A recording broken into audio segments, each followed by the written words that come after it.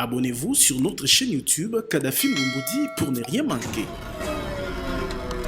Alors que le Sénat a adopté, a accepté la loi sur l'habilitation, les parlementaires ont dit niet à cette loi. Le président de l'Assemblée nationale a saisi la Cour constitutionnelle pour interprétation de l'article 144, parce qu'ils veulent tous aller en vacances. Nous allons en parler avec Denis Kamba Chimbumbu. Bienvenue. Merci David, honorable merci sénateur. pour votre invitation. Voilà, vous êtes un chapeau et aussi un cache-nez.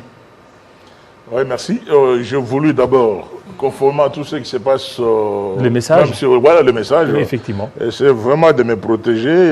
J'ai un masque particulier, pas de la pharmacie, mais fait localement, oui, pour me protéger aussi.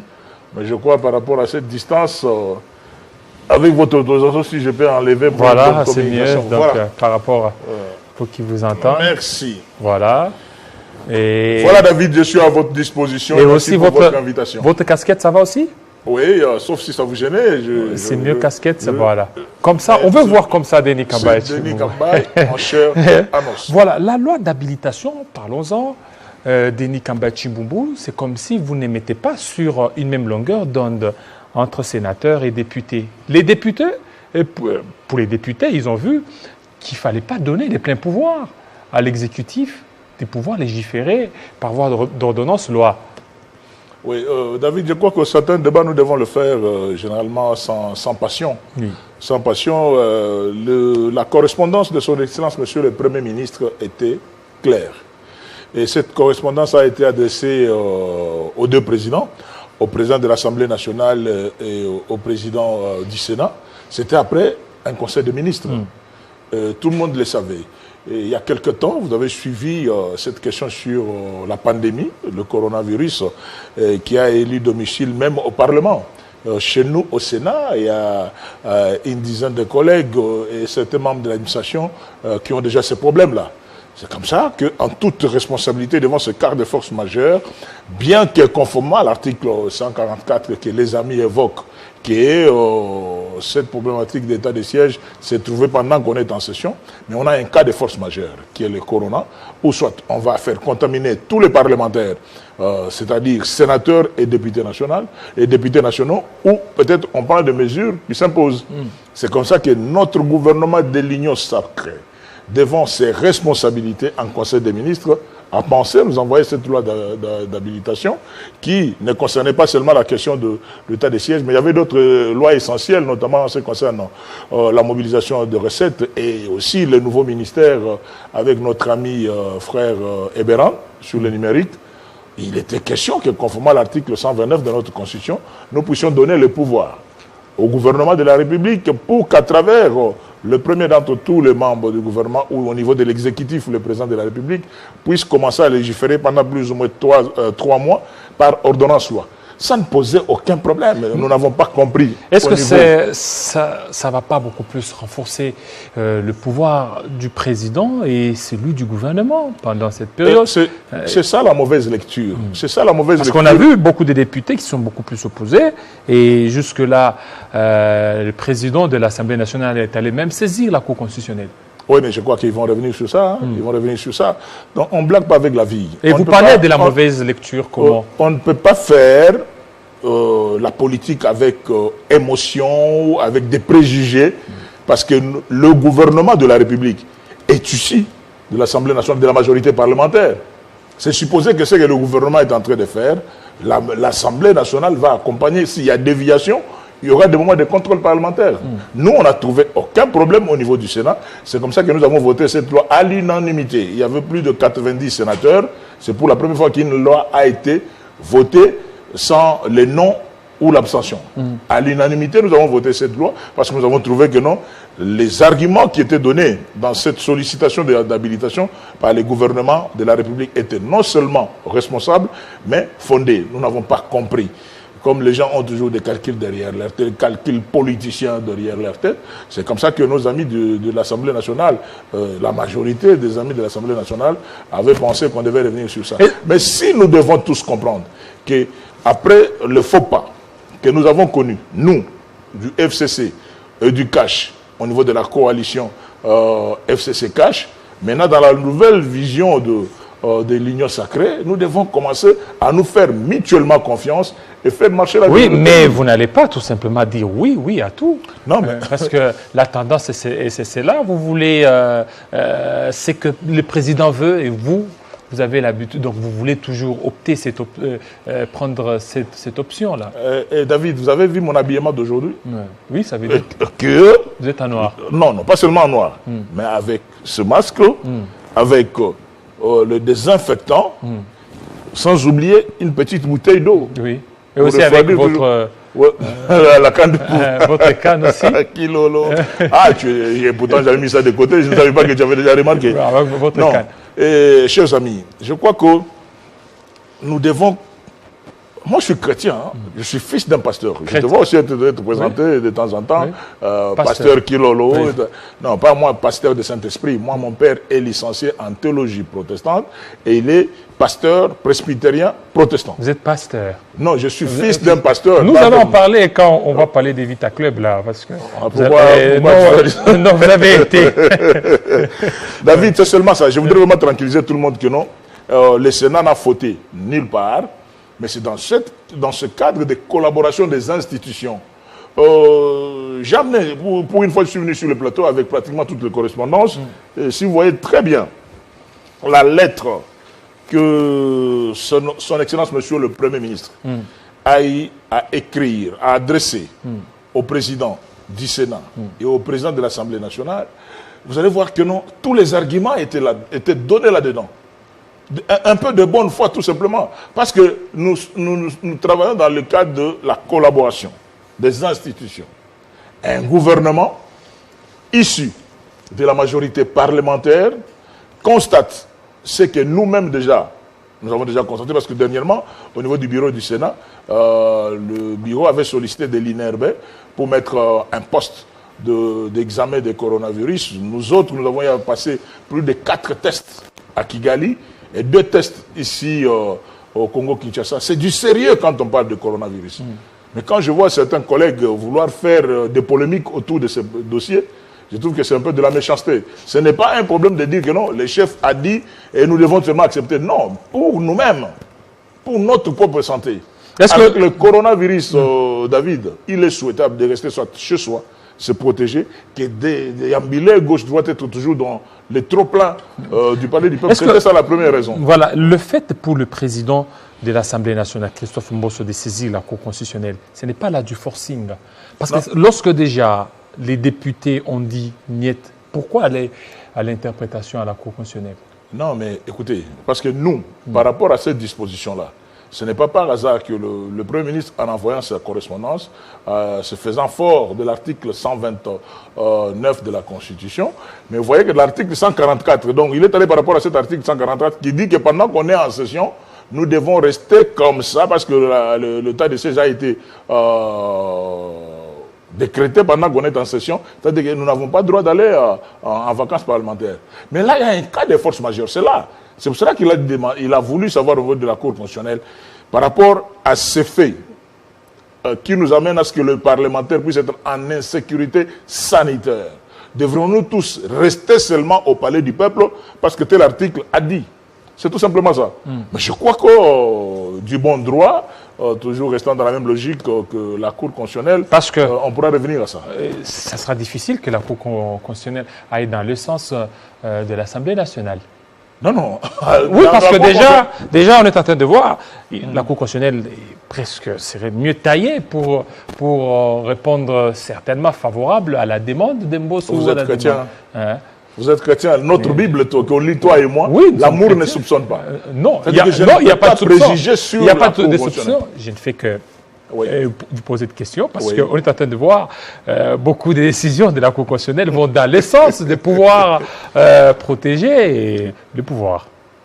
Non, mais c'est une Cour constitutionnelle qui nous amène avec ses frères compétents qui sont à la tête de cette machine, le professeur Kalouba, un collègue de l'université de Kinshasa, un grand avocat, professeur d'université, et même notre aîné Jean-Paul Mokolo. C'est-à-dire que nous voulons faire un état, l'état de droit. Ça peut choquer les gens dans une compréhension. C'est-à-dire que nous voulons qu'au-dessus de nous, en dehors de la loi,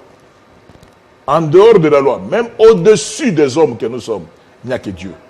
Et que maintenant, sur le plan de pouvoir judiciaire, c'est la Cour constitutionnelle. Et la Cour constitutionnelle ne peut pas faire la complaisance pour dire que non, il y a tel problème. Est-ce que vous voyez que la Cour constitutionnelle, pendant ce temps, risque d'aller dans le sens contraire? De qui? De quoi? Sens contraire du Sénat, du tout. Non, mais le Sénat agit en bon sens. Le Sénat agit en bon sens. Ce n'est même pas une proposition de loi, c'est-à-dire qui viendrait des parlementaires que nous sommes. Parce qu'il y a une différence entre une proposition de loi et un projet de loi. Mais c'est un projet de loi qui vient du gouvernement. Notre gouvernement à nous, que nous avons mis en place, ensemble avec le gouvernement. Je peux vous dire, David, je ne siège pas avec les responsables des institutions, mais il est vrai qu'avant de prendre...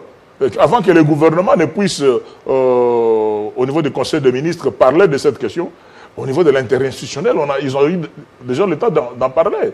Nous avons des rapports en ce qui concerne le sanitaire. Bien qu'à ce niveau, je fais vraiment une parenthèse que j'ouvre rapidement avec votre autorisation. Il est important que notre frère, le ministre de la Santé, qui a vécu longtemps en Europe, puisse ouvrir l'œil et le bon sur le fonctionnement de nos hôpitaux ici à Kinshasa. La population est sérieusement en difficulté. Moi-même, j'en souffre parce que j'ai plus de 2-3 cas de membres de famille qui sont dans des grands hôpitaux où pour toucher mes fils, je ne sais pas où se trouve maintenant le serment d'Hippocrate, pour toucher seulement un malade, déposer la caution de 5 000, déposer la caution de 6 000 $, mais enseignants, fonctionnaires et tout le monde. Qui peut avoir aujourd'hui des cautions comme ça? Si vous avez 2, 3, 4 malades dans des hôpitaux, à déposer qui de 5 000 de caution? Il y a un problème sérieux, où la santé dans notre pays et plus particulièrement dans la ville de Kinshasa devient le commerce et non sauver les âmes. Donc il est important que notre ami le ministre de la Santé puisse veiller quant à ça, parce qu'avec cette histoire de coronavirus et cette période aussi de la saison sèche qui va nous apporter, une période qui va nous apporter beaucoup de maladies, que le ministre puisse faire un effort de regarder ces problèmes avec beaucoup de responsabilités. Mais pour revenir sur votre question, toute ma prière, c'est que la Cour constitutionnelle aille dans le sens du Sénat. Parce que et maintenant, Sénat, dans ce sens-là, c'est que les parlements, donc les députés nationaux n'auront pas gain de cause. Non, ce n'est pas un combat, on n'est pas devant une affaire où certains doivent avoir raison. Parce qu'on a suivi dans le bon sens. Oui. On est dans le bon sens, dans le bon droit, dans un état de droit. Et surtout que les arrêts de la Cour constitutionnelle, une fois que l'arrêt va sortir, je ne sais pas si l'arrêt est déjà sorti, on ne fait pas débat. On ne fait pas débat, on n'a qu'à appliquer. Voilà, dossier Bukanga Lonzo, oui. La levée des immunités de Matata Ponyo. Oui. 46 députés ont dit non, alors 49 ont dit oui. Et déjà, il y a beaucoup de critiques envers des sénateurs, comme quoi qu'ils auraient perçu un peu d'argent, ou d'autres parleraient que le Sénat régorgerait d'autres criminels que vous ne voulez pas livrer. Je crois que David, je suis serein dans votre émission et merci vraiment pour votre invitation. J'ai dit aussi une fois de plus, j'ai ramené à cet échange, parce que la télévision c'est aussi l'éducation et la formation, pas seulement le divertissement. Vous allez voir qu'il y a l'article 128 de notre règlement intérieur est clair quant à ça. Ce n'est pas que quand le procureur général a adressé une requête au niveau du Sénat, que directement on agit. C'est une demande. C'est une demande. Je dis que Sénat, donnez-moi, envoyez chez moi pour être entendu tel sénateur. Dans n'importe quelle matière, pas seulement sur le dossier Bukanga Lonzo. Et à ce moment-là, quand cette correspondance, cette demande, disons en français facile dans le réquisitoire et tout ça, non, c'est une demande de libération par rapport aux immunités parlementaires, je disais à l'article 218 de notre règlement intérieur, le bureau reçoit la correspondance. Le bureau, pendant qu'on est en session, le président du Sénat ne décide pas lui-même. Il vient à la plénière qui est souveraine pour dire que non, j'ai reçu telle correspondance et pour que nous puissions mettre notre collègue ici à la disposition de la justice, nous mettons en place une commission. Cette commission qui va étudier par rapport à cette... Non, on ne juge pas parce qu'il n'y a pas encore un jugement ou un arrêt qui est déjà... Non, c'est une demande de libération de quelqu'un pour aller combattre. Si, au niveau de l'examen de la commission, on trouve qu'il y a certaines insuffisances d'informations, le Sénat a le pouvoir de répondre, de renvoyer encore ces documents. On en a fait comme ça 2 ou 3 fois avec notre aîné, le PG, au niveau de la Cour constitutionnelle, quand on avait constaté certains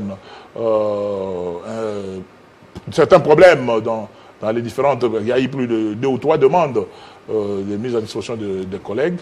Mais par rapport à ce qui s'est passé, je suis en train de suivre, comme vous l'avez dit moi-même, dans les réseaux sociaux, sur toutes les chaînes de télévision, des injures. J'ai dit tout simplement que ça, ce ne sont pas des remarques, ce sont des injures.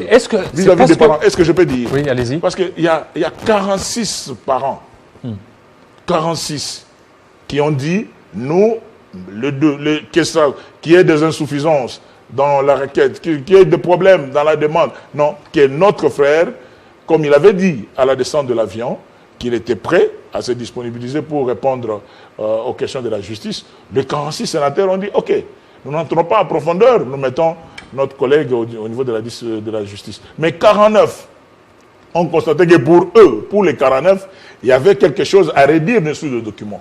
Ce n'est pas que quand le Sénat donne une telle réponse, on arrête les poursuites. Non. Si le dossier est là, si les faits sont toujours établis, le ministère public peut poursuivre à tout moment et nous serons en vacances parlementaires, on peut faire des poursuites, on peut revenir sur la question s'il y a des éléments nouveaux, il n'y a pas de problème. Mais les gens, au lieu de prendre la question sans passion, ont voulu tout simplement dramatiser. J'ai dit tout simplement qu'il y a 46 papas responsables qui ont dit libérons notre frère pour aller répondre. Et dans les 46, vous étiez du nombre. Je crois qu'à ce stade ici, en tant que membre de l'Union sacrée, comme vous le savez, et ancien ministre de la Jeunesse, Sport et Loisirs, de son Excellence, Monsieur le Premier ministre Augustin Matata, moi, ça ne me gênait pas. Ça ne me gênait pas, comme mon Premier ministre lui-même avait déjà dit. Parce que vous savez, quand on a un problème, on continue à ne pas dévoiler toutes les vérités. Le problème demeurera. Vous voyez que c'est une affaire depuis 2015, 2016, je ne sais pas. Ça restera toujours comme ça. Mais il arrivera un moment que son Excellence, Monsieur le Premier ministre, mon Premier ministre, aura à se mettre. Même de lui, moi, je pensais, moi, si j'étais à sa place, par rapport à ce qui s'est passé au niveau du Sénat, quand mon Premier a pris la parole, je croyais qu'il allait dire que non, même si les collègues ont dit il y a peut-être d'insuffisance d'informations, mais moi, pour que je puisse, pour ma propre dignité, j'accepte de rencontrer le procureur général pour lui donner des informations. Mais lui aussi, il aurait aussi peur peut-être de la justice. Peur pourquoi? Parce que son sort serait déjà scellé. Non, non. Et qu'aujourd'hui, même s'il allait là, c'est que si c'est déjà 20 ans de prison, il y sera. Qui a dit ça? Peu importe tous les arguments avancés. Donc c'est 20 ans de prison. Non, David, non, je ne suis pas d'accord avec toi. Son sort serait déjà scellé. Non, je ne suis pas d'accord avec toi. Parce que quand mon premier est descendu de l'avion, tu as vu les images. C'est passé sur notre chaîne d'excellence ici, sur Télé 50, télévision en rouge-blanc. Je vois quand Jean-Marie fait un peu de commentaires de Télé 50, en rouge-blanc, effectivement, en rouge-blanc. Et mon premier a dit que j'ai des choses à dire. Je veux rencontrer la justice de notre pays. J'étais à Accra. Sous les traces de Vital Kamerhe. Vital Kamerhe aussi voulait dire des choses. Il est où? Il est en prison. Aujourd'hui, c'est 13 ans. Donc, Matata aussi est en train de voir ce qui s'est passé chez Vital Kamerhe. Non, mais qui avait dit à mon premier de dire ça? Il était en voyage. Oui. Il est rentré. Oui, il est rentré, mais de bonne foi. Ses conseils lui auraient dit, mais Vous êtes rentré, vous ne voyez pas les sons des caméras? Caméras où aujourd'hui? Non. Donc, Moi, et tout ça. Moi, en tant que chrétien. Mais vous ne voyez pas que ça craint avec notre justice? Non, comment c'est comme si ce sont des règlements des comptes. Lui, il serait candidat potentiel pour 2023. On veut certainement écarter pour que... C'est ça le discours dangereux. C'est ça le discours dangereux. Oui. C'est-à-dire d'aller dans les préjugés. D'aller dans les préjugés. Donc, on ne peut pas aujourd'hui dire que les dossiers Boukangalonzo n'existent pas. Je vis mon ami et frère Franklin Sepoumoné ici au mais il s'est défendu. Avec Jean-Marie. Il s'est défendu dans la commission. Il s'est défendu oui, dans la mais commission. ce qu'il a dit dans la commission, ce qu'il a dit dans la commission, connaissant mon premier, il peut le dire aussi devant le juge. Il veut le dire. L'affaire n'était même pas encore fixée au niveau de la cour. C'est encore une invitation du procureur.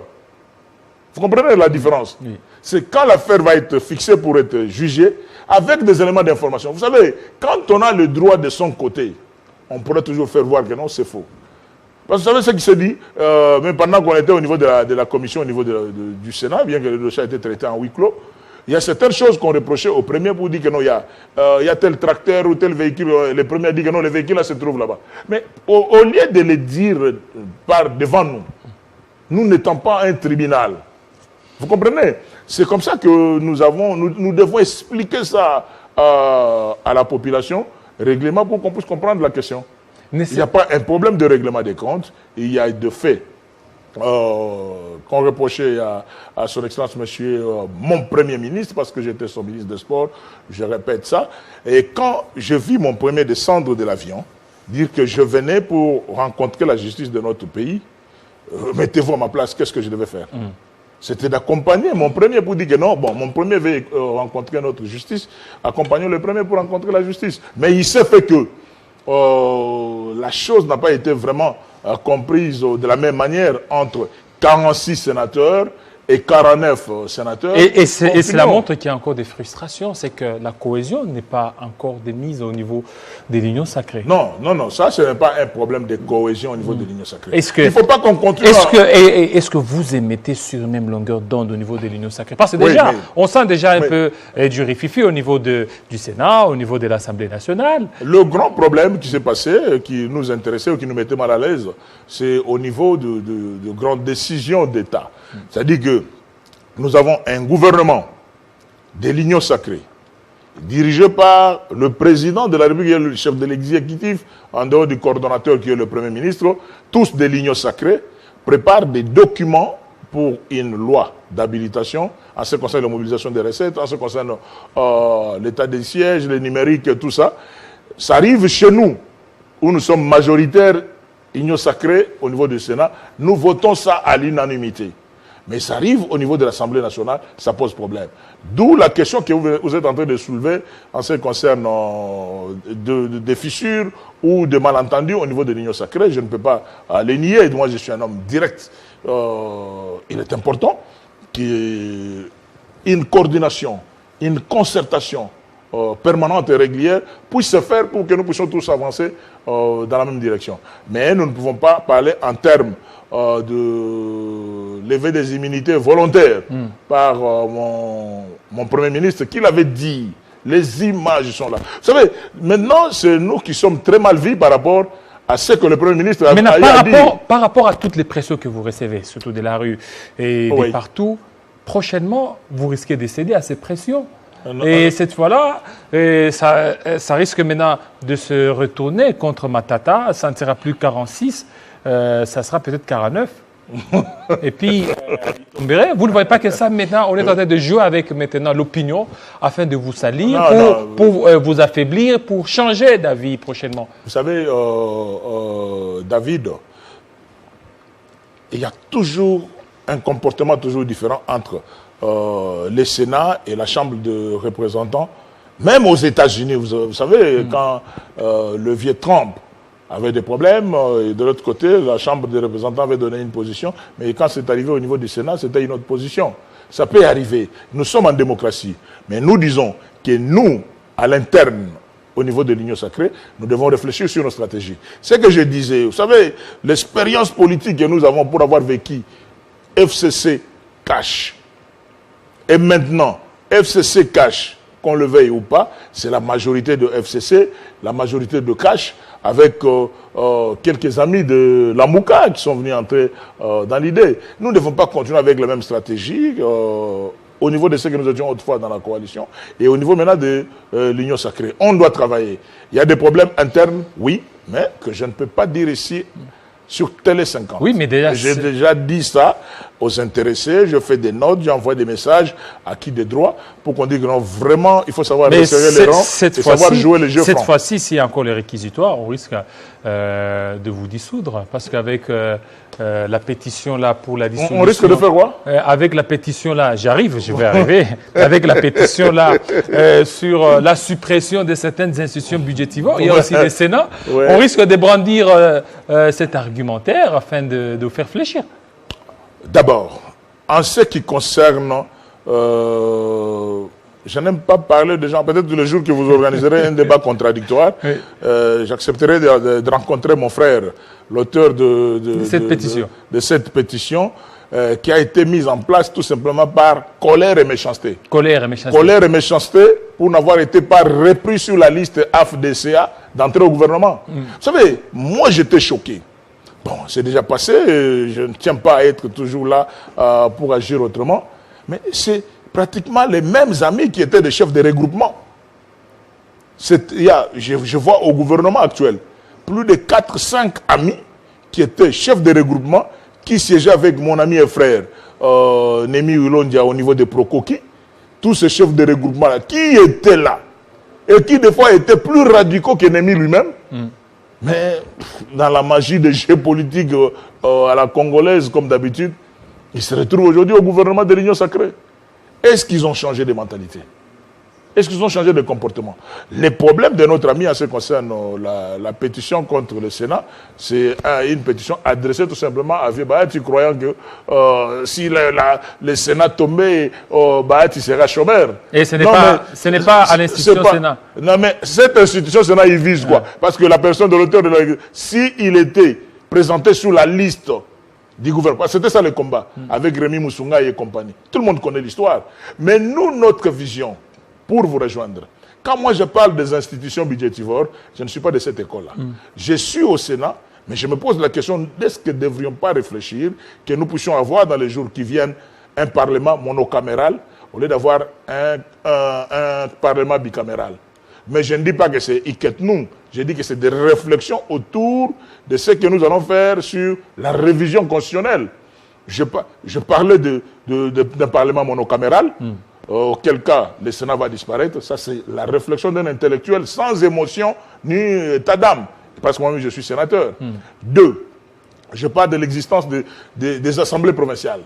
Nous en avons aujourd'hui 26 assemblées provinciales 26. Avec au moins 20, 10 ou 15 députés provinciaux. Nous avons des difficultés et beaucoup de soucis. Nous avons des membres, frères et sœurs, qui sont des députés provinciaux. Aujourd'hui, plus de 6, 7, 8 mois, même 10 mois, sans être payés. C'est qu'on doit réfléchir sur ça. Pourquoi ça? Des gouvernements provinciaux. À quoi ça sert? De Kinshasa, il y a tous ces ministres provinciaux. Il faut quoi exactement? Et au-delà de ça, le truc du conseil économique et social. Ils émettent des avis. Non, mais qui les utilise? À quel niveau? Avis, ils les envoient où? Ces avis-là vont où? Ils adressent à qui? Ça s'adresse auprès du gouvernement. Non, et aussi, s'il vous plaît. L'autre structure, c'est de mon aîné Evier Olengankoy. Sensa. Oui, ça signifie quoi et ça sert à quoi? Et au-delà de ça aussi, je chute maintenant sur le grand problème de ce combat qu'on est en train de mener, c'est la territoriale des non-originaires. Cette histoire de continuer à élire des gouverneurs des provinces. Voilà. Et ça nous a amené où? Nous pouvons dire depuis 2005-2006 qu'on a commencé cette affaire. Et on est où avec des gouverneurs originaires? Donc nous devons rentrer dans la territoriale des non-originaires et qu'on redonne le pouvoir au président de la République de nommer les compétences congolaises à travers le 26 provinces. On peut garder les 26 provinces et refaire que non, des gens aillent dans telle ou telle province sans tenir compte de leur appartenance tribale ou sociologique à telle province. Voilà. La territoriale de nos originaires. Voilà un peu de réflexion que nous voudrons Avant amener. qu'on prenne les sports, mais il y a une question très importante. Oui. La question sur la congolité de Nikamba. Oui. Cette question, ça mettrait aussi à mal l'Union sacrée, parce que il y a d'autres qui sont là, ceux des Katumbi se voient vraiment être concernés par cette question. Ça risque certainement de mettre Katumbi hors jeu. J'ai dit à Perrault, je le cite parce que j'étais sur son plateau, dans les jours qui viennent, je serai avec Peter Tchani, sur son plateau aussi, pour échanger avec.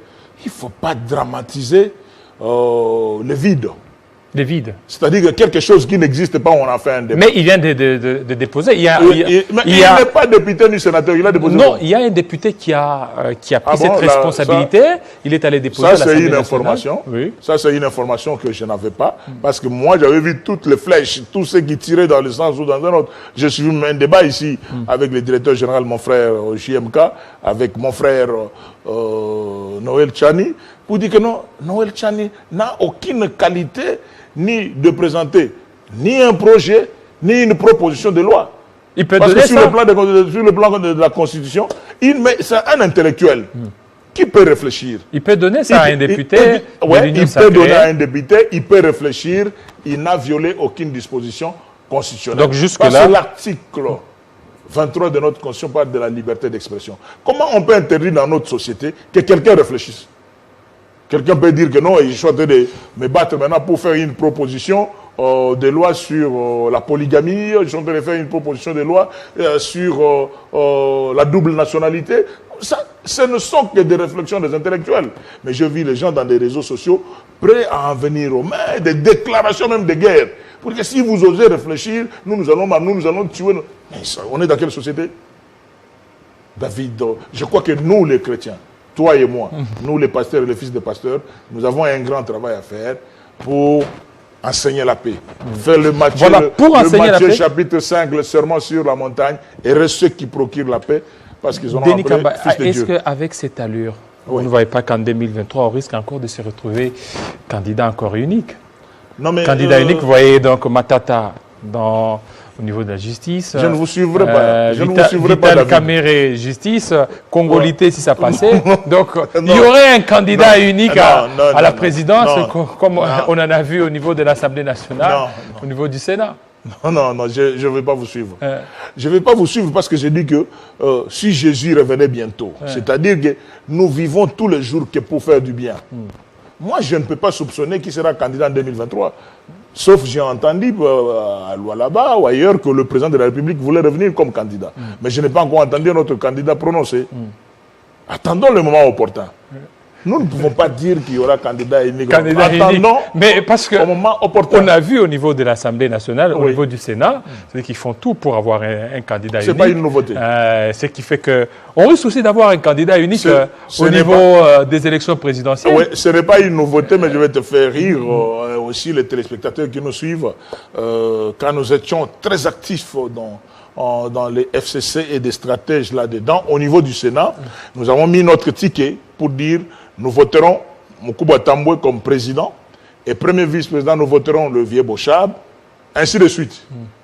Mais Vieux Bochab a été battu par Sami Badibanga. Oui, mais il n'y avait pas de candidat unique. Mais il était candidat unique Mais il n'y avait pas de candidat unique. Il y avait Alexis Ntamboumamba et Bati Lukwebo. Ah oui, mais même au niveau du Sénat actuellement, on avait interdit à personne de postuler. Oui, mais... Les gens ont pensé à leur chance. Mais c'est comme par exemple au niveau de l'Assemblée nationale, donc les concurrents étaient certainement déclarés. Non, je suis sénateur, David. Je suis sénateur, il m'est difficile d'aller entrer dans une autre chambre et en parler. On ne sait pas, 2023, donc, nous posons déjà les bases, on verra en 2023 si d'autres candidats seront... Cela appartient à Dieu. Nous sommes en 2021, au mois de juin. Voilà, au mois de juin. Changeons maintenant, parlons maintenant des sports. Vous êtes sportif. Oui. Sous la casquette de V-Club. Oui. V-Club, il y a quelques temps, V-Club a sauté pour avoir remporté la Lina Foot, mais il y a eu revirement de la situation. la FECOFA a débouté avec club et aujourd'hui, c'est tout puissant Mazembe qui est en tête. Donc le championnat n'est pas encore terminé. Leur dernier match, ça va se jouer le 27 juin. Qu'est-ce que vous ressentez après? Non, je suis choqué. Choqué. Je suis vraiment choqué. Je suis choqué parce que le sport, c'est un monde de loyauté. Surtout pour nous qui avons pratiqué les arts martiaux. Généralement, avant d'aller sur les tatamis ou les rings catcheurs, boxeurs, autres ou tatamis pour les judokas, les lutteurs et les autres, on a l'habitude de mettre des gens sur la balance. Vous devez savoir combien vous pesez, vous êtes de quelle catégorie. C'est comme ça que nous, il y a toujours des compétitions par rapport aux catégories. Ça, c'est les sportifs de combat. Mais nous ne pouvons pas comprendre la méchanceté de la FECOFA. Ça, je l'ai dit. La méchanceté. Vraiment, c'est la méchanceté tout simplement, ou la mauvaise foi. Vous ne voyez pas que les arguments. Est-ce que je peux terminer? Est-ce que je peux terminer, David? Permettez-moi. Il y a des millions et des millions de Quinois et des Congolais, des Véclimiens que nous suivons à cet instant. Merci pour l'occasion que vous nous donnez. D'abord, le premier message, c'est un message de paix. Je voudrais demander à tous les supporters de Club qui m'écoutent et qui m'aiment beaucoup, je le sais, de rester calme. De rester calme, de ne pas tomber dans les pièges. Nous savons que Club comme Mikado, vers les années 60, on a été piégé pour arriver à l'indépendance. Il s'est passé quelque chose. Mais maintenant, qu'il ne nous dit pas, par rapport au climat politique dans notre pays, il y a des tireurs de ficelles qui savent la réaction des Véclimiens, qui peuvent les amener à dire, réagissez comme ça pour qu'on dise, il y a telle chose qui peut arriver à travers... Parce qu'il y a déjà 2 jours, des Véclimiens étaient dans la rue. Je leur demande de ne plus faire ça, de rester calme et de laisser les dossiers entre les mains du Conseil suprême et des comités de direction dirigés par la dame de fer, Maman Kimpanvita. Maman Kimpanvita. Vous reconnaissez aussi, que je félicite, oui. C'est ma sœur biologique. Okay. C'est ma sœur biologique et sportive. C'est la fille de Papa Kazadi. Papa Kazadi s'est fait un grand conseiller pour moi. Il m'a orienté dans beaucoup de choses. Salut Maman Bestine, très sincère félicitations. Première année à la tête de Club, premier titre gagné. Premier titre gagné. Gagné comment? Et gagné effectivement. Je vous félicite. Je félicite aussi le meilleur entraîneur de la RDC, Ibenge Koché, qui n'aura pas d'égal parce que... Vous entraînez toujours au titre. Est-ce que je peux terminer? Son égal, c'était Bibei Mutombo, qui est déjà parti. Actuellement, on peut prendre des entraîneurs de Brésil, Italie et partout. Personne ne pourra égaler Ibenge. À côté de Lushungu, le coach Tokala et les autres. Félicitations avec lui, bien, vous avez gagné votre titre.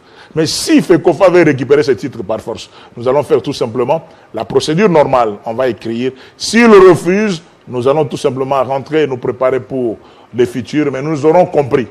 Nous aurons compris. Parce que ça n'a pas de sens. Est-ce qu'on puisse attendre la fin de la compétition pour commencer à faire des calculs dans des bureaux? J'ai suivi certains dirigeants parler, mais c'est immoral. C'est immoral tout simplement vouloir gagner un titre de cette manière-là. C'est pas bon. Est-ce que les dossiers opposants Club à Don Bosco, ces dossiers ont été très bien ficelés au niveau des Club? Merci les beaucoup. Dossiers de ce joueur. Merci beaucoup. Et je crois que, si vous m'avez bien compris au départ, je ne voudrais pas entrer dans les détails, comme si j'étais un agent FECOFA ou un agent de la Dinafoot. Je constate tout simplement avec vous que s'il y avait des sanctions à prendre, comme le vieux Kaboul, je l'ai suivi dernièrement sur RTNC, c'est après chaque match qu'il y a un comité d'homologation des résultats qui se met en place. Pourquoi attendre? Club gagne un match, 2, 3, et évolue avec ce point pour dire que non, on a constaté qu'il y avait une irrégularité, on y revient. C'est comme ça que nous avons perdu contre les Gabonais. Nous sommes habitués qu'avec ce genre de jeu. Pour moi, c'est immoral, sincèrement, par rapport à mes convictions et ma manière de voir des choses, que la personne, que l'équipe qui a gagné, gagne, parce que tout le monde croyait qu'avec une dame à la tête d'un club de football, comme nous connaissons, des réalités de football sur tous les plans que tu connais. Voilà. Comme vous êtes fils de... Est-ce que je peux terminer? Je sais où tu veux arriver, David. Je ne vais pas te permettre que tu reviennes sur ça. Je dis tout simplement que comme nous connaissons des réalités de football africaines, c'est quoi ces réalités? Toutes ces réalités-là, avec une dame à la tête de Club, tout le monde disait que c'est facile. C'est quoi ces réalités? On va passer sur Club comme un couteau dans le beurre. Et la réalité est que Maman Kimpanvita a confondu tout le monde Et votre club est sorti championne, l'INAFoot. Et ces réalités, c'est quoi? Vous avez été... Aïe, aïe, aïe. Vous avez été président. On est à la fin. Voilà, vous avez été ministre. Ça, c'est pour terminer. Vous avez été ministre des Sports. Vous avez... partout, mais vous nous avez amené la coupe. Denis Kamba et Chimbumbu, très fort dans des comités de recherche. Très fort, Denis Kamba. Non, très fort dans la conviction, et dans l'organisation et dans les managériales.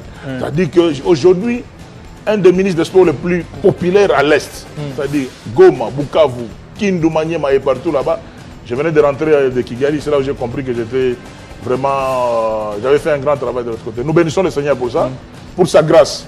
Nous sommes tout simplement des stratèges et des hommes de conviction, pas au-delà de ce que vous voulez vous m'amener, parce que vous avez dit que je suis fils d'un pasteur. Voilà, on vous attendait au ministre, au gouvernement, Denis Kamba. Oui. Ça n'a pas été, vous n'avez pas été frustré? Non, c'est la population qui était frustrée. Moi, j'ai dit que moi, j'ai fait mon temps. Si on veut, on n'apporte que ce qu'on sait. Vous savez, un joueur comme Messi, dans Barcelone, ou Cristiano, partout il est en train de jouer, s'il n'est pas dans les classements, il observe. Mais la population partait de Maluku jusqu'à... votre engagement est toujours serein, votre engagement au sein de l'Union Sacrée? Oui, je suis très calme et je me prépare pour 2023. Pour 2023? Oui. Ok, pour quelle élection présidentielle? Non, j'accompagnerai notre président pour son deuxième mandat et je vais faire un choix entre rentrer au Sénat ou aller à l'Assemblée nationale parce que j'ai beaucoup de choses à faire et beaucoup à donner dans la logique de ce que demande le peuple. Abonnez-vous sur notre chaîne YouTube Kadhafi Moumoudi pour ne rien manquer.